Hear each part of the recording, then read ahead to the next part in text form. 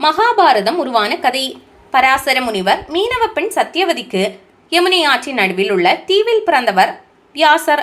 கருப்பு நிறம் கொண்டவர் என்பதால் கிருஷ்ணா என்றும், தீவில் பிறந்ததால் பாயனர் என்றும், வேதங்களை தொகுத்ததால் வேதவியாசர் பெயர் பெற்றார். வியாசரின் பிறந்த நாளை குரு பூர்ணிமா என கொண்டாடுகிறோம். குருமார்களுக்கு நன்றி செலுத்தும் நாள் இது. வாழ்நாள் முழுவதும் ஆன்மீக போதனை தத்துவங்களை வழங்கிய ஞானி வியாசர். உலகில் தர்மம் குறைந்து அதர்மம் தலை தூக்கியது. மனிதர்கள் கடமைகளிலிருந்து தவறியதால் ஒழுங்கீனம் பெருகியது.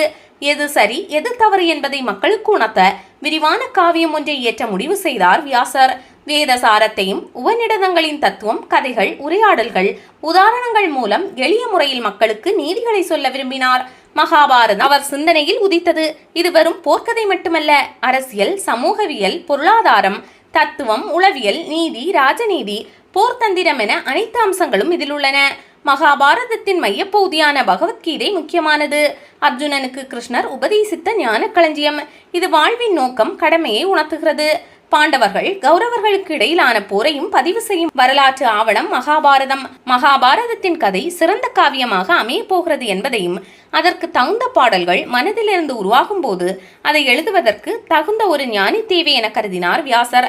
அதற்கு தகுதியானவர் யார் என சிந்தித்த போது அவர் முன்பு படைப்பு கடவுளான பிரம்மா தோன்றி, தாங்கள் சொல்லும் வேகத்திற்கு ஏற்ப எழுதக்கூடியவர் விநாயகர் ஒருவரே என சொல்லி மறைந்தார். வியாசரும் அவரை துதிக்க விநாயகர் காட்சியளித்தார்.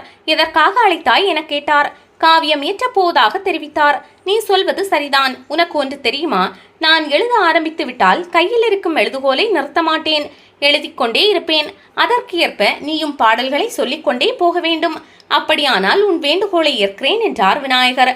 சற்று அதிர்ந்தாலும் எப்படியாவது சரி செய்து விடலாம். எழுதினால் போதும் என கருதி உங்கள் சொல்லுக்கு கட்டுப்படுகிறேன்.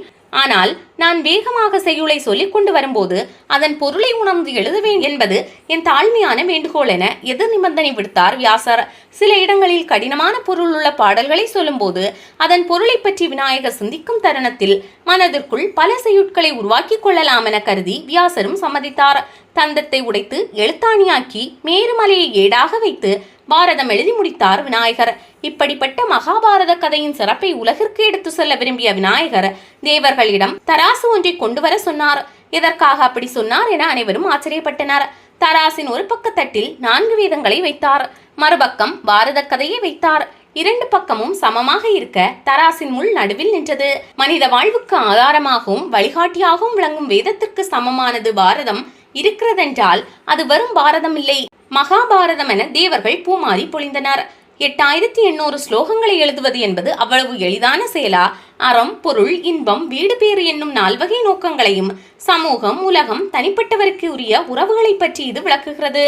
இது 74,000க்கும் மேற்பட்ட பாடல்களையும் நீளமான உரைநடை பகுதிகளையும் கொண்டுள்ள இதில் 18 லட்சம் சொற்கள் உள்ளன. உலகின் நீண்ட இதிகாசங்களில் ஒன்றாக உள்ளது. மகாபாரத காவியத்தில் காணப்படுபவை வேறு இடங்களிலும் காணப்படலாம். ஆனால் இதில் காணப்படாதவை வேறு எங்கும் காணப்படா என்கிறது மகாபாரதத்தின் முதல் பர்வம். 6வது பர்வமான பீஷ்ம பர்வத்தில் பகவத்கீதை உள்ளது. போர் தேவைதானா என அர்ஜுனனுக்கு ஏற்பட்ட குழப்பத்தை போக்கும் கிருஷ்ணரின் உபதேசத்தை கொண்டது இது. 5ஆம் வேதம் என போற்றப்படும் மகாபாரதத்தை வியாசர் சொல்ல விநாயகர் எழுதினார் என்றால் அது நாம் செய்த புண்ணியம்தானே.